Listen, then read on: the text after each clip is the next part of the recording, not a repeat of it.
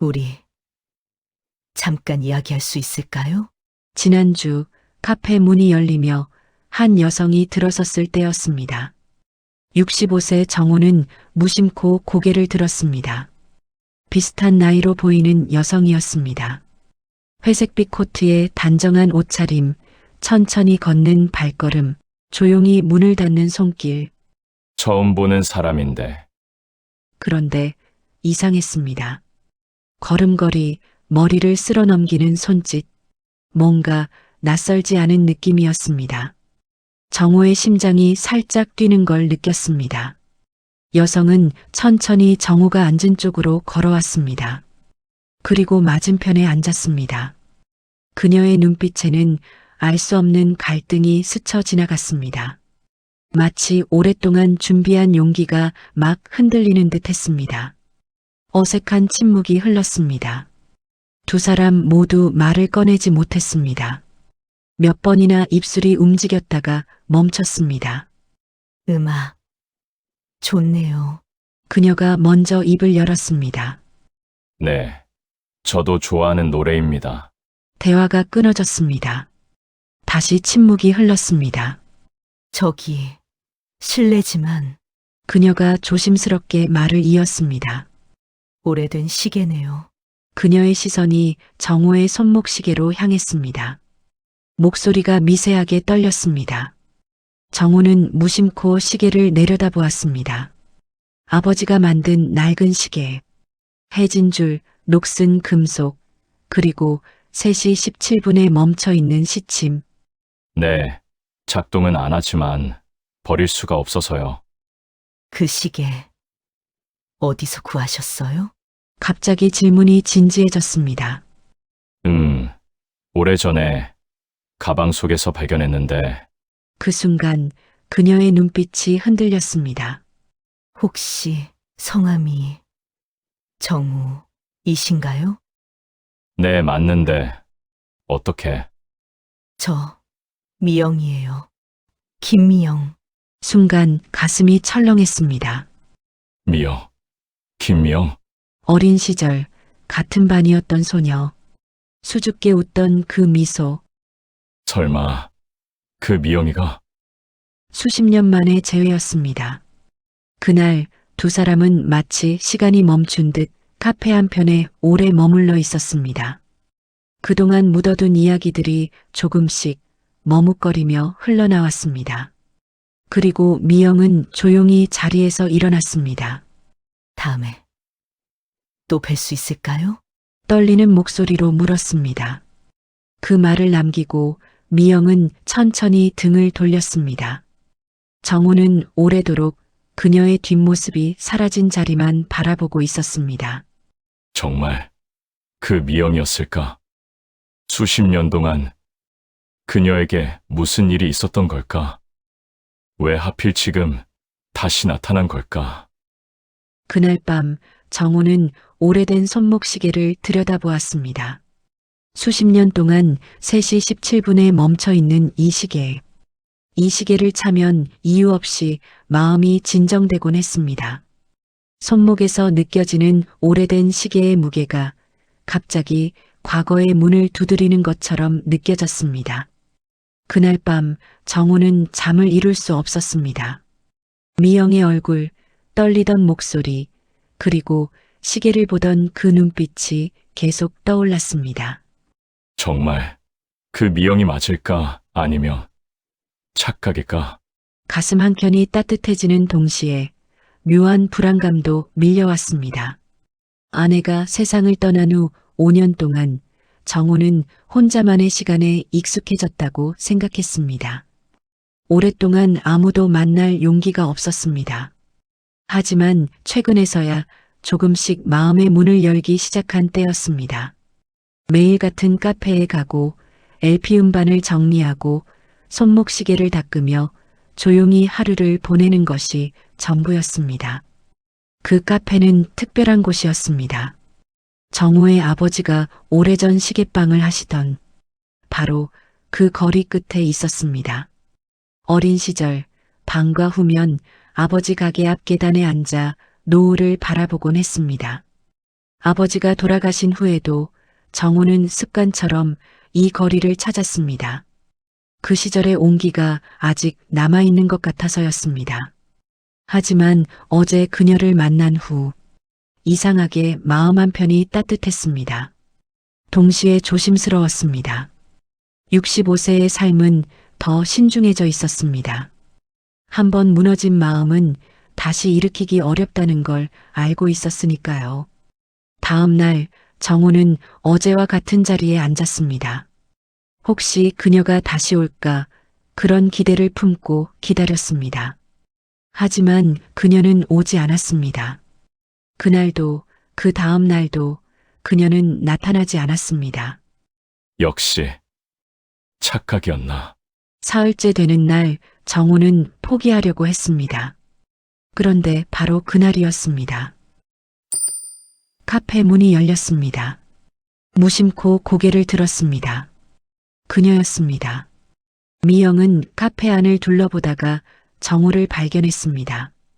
잠시 망설이는 듯 하더니 조심스럽게 다가왔습니다.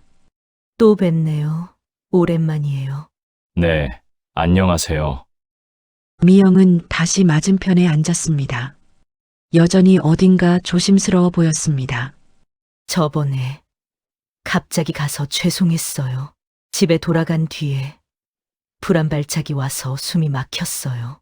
오랫동안 누군가를 만나는 것, 과거와 마주하는 것이 아직 익숙하지 않아서 오래된 병력 때문에 감정이 격해지면 가끔 그럴 때가 있어요.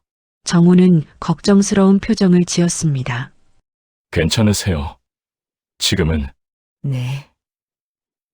이제 괜찮아요. 미영은 손을 가슴에 살짝 올렸다가 내렸습니다. 대화는 천천히 이어졌습니다. 지난 세월 이야기, 그리고 일상 이야기. 결혼은 했어? 정우가 조심스럽게 물었습니다. 네. 부모님이 정해준 사람과. 하지만 10년 전에 이혼했어요. 사랑 없는 결혼이었고, 제가 건강이 안 좋아서 남편은 그런 제가 부담스러웠나 봐요. 그랬구나. 나도 결혼했었어. 아내는 좋은 사람이었지. 하지만 5년 전의 병으로 세상을 떠났어. 잠시 침묵이 흘렀습니다. 그때 왜 갑자기 사라진 거야? 정우가 물었습니다. 미영은 고개를 숙였습니다. 부모님이 연락을 막으셨어요. 졸업하고 얼마 안 돼서였어요. 뭐라고? 그날 제가 집에 돌아왔을 때 엄마가 제 방문 앞에 서 계셨어요. 손에는 편지 몇 통이 들려 있었죠. 미영의 목소리가 떨렸습니다. 보낸 편지들 다 부모님이 가로채셨어요. 제가 답장을 할 수가 없었어요. 그래서 다른 도시로 강제로 전학을 가게 됐고. 정우는 주먹을 꽉 쥐었습니다. 갑자기 모든 게 연결되기 시작했습니다. 나 매일 편지를 썼어. 답장이 안 와도 계속 썼지. 그러다 결국 포기했어. 저도 생각을 하루도 안 한 날이 없었어요. 가슴이 먹먹했습니다. 그럼 그 시계는? 정우는 손목시계를 가리켰습니다. 제가 마지막으로 봤을 때 몰래 가방 속에 넣어둔 거예요. 어릴 때 아버님 시계방에 자주 놀러 갔었거든요. 아버님은 저를 손녀처럼 아껴주셨어요. 제가 집안 형편으로 힘들어하는 걸 아시고 특별히 가르쳐 주셨어요. 미영은 잠시 말을 멈췄습니다. 제 마음을 담아서 3시 17분으로 맞춰서 멈춰두었어요. 우리가 체육관 뒤에서 처음 만난 시간이에요. 그날 내가 시계탑 아래서 웃던 순간 시간이 멈춰버리면 좋겠다고 생각했어요. 순간 흐릿했던 기억이 천천히 떠올랐습니다. 그날, 미영이 갑자기 사라진 그날, 가방을 열었을 때 그 시계가 있었습니다. 아버지가 주신 건가? 그때는 그렇게 생각했습니다. 하지만 곧 미영이 사라진 충격이 너무 커서 시계의 의미를 생각할 여유가 없었습니다. 사춘기 소년의 마음은 감당할 수 없을 만큼 아팠습니다. 그래서 미영과 관련된 모든 것을 일부러 마음속 깊이 묻어버렸습니다. 시계를 볼 때마다 가슴이 아팠지만 그 의미를 외면하며 살아왔던 것입니다. 그랬구나. 이제야 알겠어. 두 사람은 한동안 침묵했습니다. 하지만 정우는 몰랐습니다. 미영에게는 아직 말하지 못한 비밀이 하나 더 있다는 것을. 그날 이후 두 사람은 조금씩 자주 만났습니다. 못다한 이야기들을 천천히 나누었습니다. 어느 날 저녁 정우는 집에서 오래된 LP 음반들을 정리하고 있었습니다. 아내가 살아있을 때는 이 음반들을 건드리지 않았습니다. 아내가 떠난 후에도 정리할 마음이 나지 않아 수십 년을 그냥 보관만 했었습니다. 아내가 생전의 습기 때문에 음반을 테이프로 고정해둔 적도 있었습니다. 하지만 오늘은 달랐습니다. 미영을 만난 후 문득 정리하고 싶어졌습니다. 그중 한 장의 음반이 눈에 들어왔습니다. 표지가 낡고 해진 음반. 미영이 마지막으로 선물했던 것이었습니다. 조심스럽게 커버를 열었습니다. 오랜 세월 습기에 노출되어 종이 봉투가 약간 부풀어 있었습니다. 그런데 이건 뭐지? 커버 안쪽 LP를 보관하는 종이 봉투 깊숙한 곳에서 낡은 편지 한 통이 밀려 나왔습니다. 오래된 테이프 자국이 있는 것을 보니 누군가 잘못 접히지 않게 조심스럽게 고정해 둔 것 같았습니다. 세월의 흔적으로 종이가 일부 손상되어 있었습니다. 봉투에는 정우에게라고 적혀 있었습니다. 본 적 없는 필체였지만 오래된 느낌이었습니다. 조심스럽게 편지를 열었습니다. 정호군에게. 저는 미영이의 어머니입니다. 제가 딸과 당신의 연락을 막은 것은 사실입니다. 미영이는 어릴 때부터 선천성 심장질환이 있었습니다. 고교 때 갑자기 악화됐고 의사들은 오래 살지 못할 거라고 했습니다. 수술을 앞두고 정신적으로 불안정했던 딸을 지키겠다는 집착 같은 보호였습니다. 당신과 가까워지면 미영이만 더 힘들어질 거라고 생각했습니다. 그래서 멀리 보냈습니다.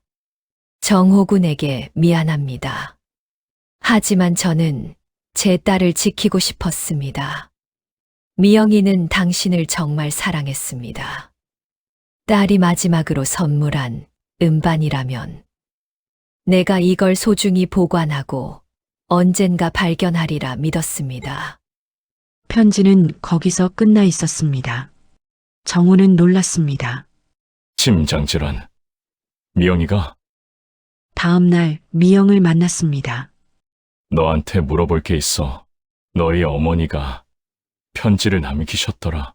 미영의 얼굴이 순간 굳어졌습니다. 어디서? 내가 준 음반 안에 있었어. 오랜 세월 습기 때문에 밀려나온 것 같더라. 테이프로 조심스럽게 고정해 두신 것 같던데. 미영은 한참을 망설이다가 입을 열었습니다. 제가 말씀드릴 게 있어요. 편지에 심장질환이라고 적혀 있던데. 미영은 눈물을 흘리며 고개를 끄덕였습니다. 네. 저는 어릴 때부터 그 병이 있었어요. 정우는 충격을 받았습니다. 그래서 어머니가 우리를 떨어뜨려 놓은 거였구나. 네. 고교 때 갑자기 악화됐어요. 그땐 지금처럼 의학이 발달하지도 않아서 치료가 거의 불가능했어요. 병원을 전전했고 조심스러운 관리로 버티면서 살았어요. 수술도 여러 번 시도했지만 계속 실패했고 그럼 지금은 40을 조금 넘겼을 무렵이었어요. 20년 전쯤 심장병 연구가 많이 진전돼서 결정적인 치료에 성공했어요. 하지만 회복하는데 꽤 오래 걸렸어요. 몇 년은 거의 누워 지냈고 그렇게 힘든 시간을 혼자 견뎠구나. 재활을 마치고 조금씩 건강해지면서 생각했어요. 이제 연락할 수 있겠다고. 하지만 어머니의 통제 불안, 오랜 병력, 그런 트라우마 때문에 다시 상처받을까 두려워서 오랫동안 시도하지 못했어요. 미영의 목소리가 더욱 작아졌습니다. 그러다 고향에 일이 있어 들렀다가 학원 동창을 우연히 만났어요. 그 친구가 결혼하셨다고, 아버님이 돌아가신 직후였다고 전해줬어요. 그래서 연락하지 않았어요. 정호는 미영의 손을 조심스럽게 잡았습니다. 그동안 정말 힘들었겠다. 정호는 미영을 꼭 껴안았습니다. 두 사람은 한참을 그렇게 있었습니다. 며칠 후 미영의 집을 방문했습니다. 미영은 오래된 상자를 꺼내왔습니다. 보낸 편지들이에요. 그리고 제가 썼지만 보내지 못한 편지들. 상자를 열었습니다. 수십 통의 편지가 들어 있었습니다. 하나하나 읽기 시작했습니다. 이거, 여기 보면 언젠가 진실을 알게 되면 놀라겠지만 이라고 적혀 있는데 미영은 얼굴이 창백해졌습니다. 잠시 침묵이 흘렀습니다. 제가 이 카페에 온 건 완전히 우연만은 아니에요. 무슨 소리야? 재활이 끝난 후 용기를 내서 조금씩 알아봤어요. 몇 년 전 고향에 일이 있어 들렀다가 옛날 동창을 만났어요. 그 친구를 통해서 아버님이 옛날에 시계방을 하셨던 동네에 계시다는 걸 알게 됐어요. 그걸 어떻게? 그 동네를 찾아갔어요. 혹시나 하는 마음으로. 그러다 이 카페를 발견했고 주인 할머니와 이야기를 나누게 됐죠. 그분이 매일 오시는 단골 손님 이야기를 하시더라고요. 손목시계를 차고 오시는 분이라고. 미영의 목소리가 더욱 작아졌습니다. 그 말을 듣고 혹시나 싶었어요. 하지만 확신이 없었어요. 그래서 몇 번이나 그냥 돌아갔어요. 그러다 그날 네. 그날 시계를 봤어요. 3시 17분에 멈춰 있는 거. 정호도 그 순간을 기억했습니다. 체육대회가 끝나고 시계탑 아래에서 미영과 마주쳤던 그 순간. 그때 시계탑이 3시 17분을 가리키고 있었습니다. 가슴이 두근거렸던 그 순간. 그래서 더 이상 참을 수가 없었어요. 정호는 미영의 손을 꼭 잡았습니다. 잠시 미영의 눈을 바라보았습니다. 그 눈빛에는 여전히 불안함이 남아 있었습니다. 고마워. 내가 용기를 내줘서. 저도 사실 당신을 잊은 적이 없었어요. 두 사람은 서로를 바라보며 울었습니다. 잠시 후 미영이 조심스럽게 말했습니다. 실은 아직 말씀드릴 게 하나 더 있어요. 이 말까지 하게 되면 다시는 도망칠 곳이 없을 것 같아서 무서웠어요. 괜찮아요. 말해봐요. 그 손목시계 뒷면을 열어보셨어요? 아니요. 특수 구조라.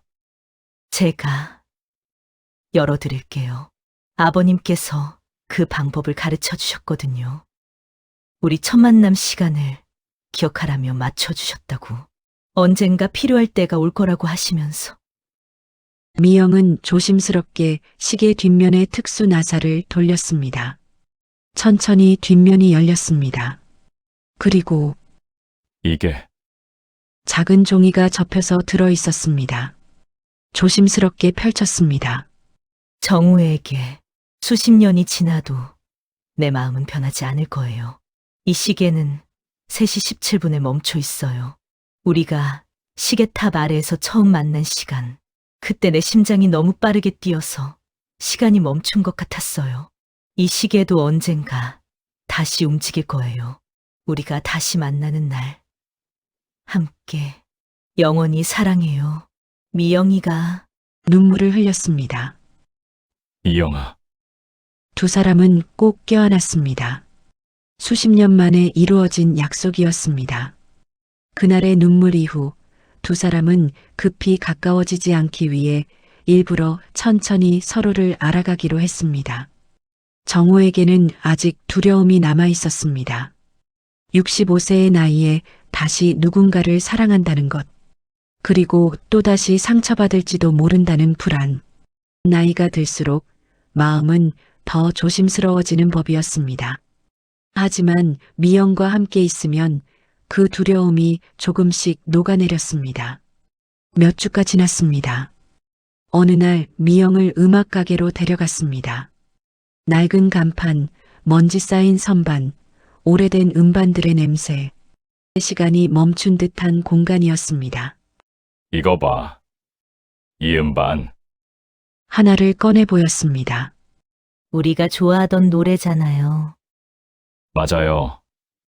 체육대회 때 이 노래가 나왔었지. 그날 너무 떨렸어요.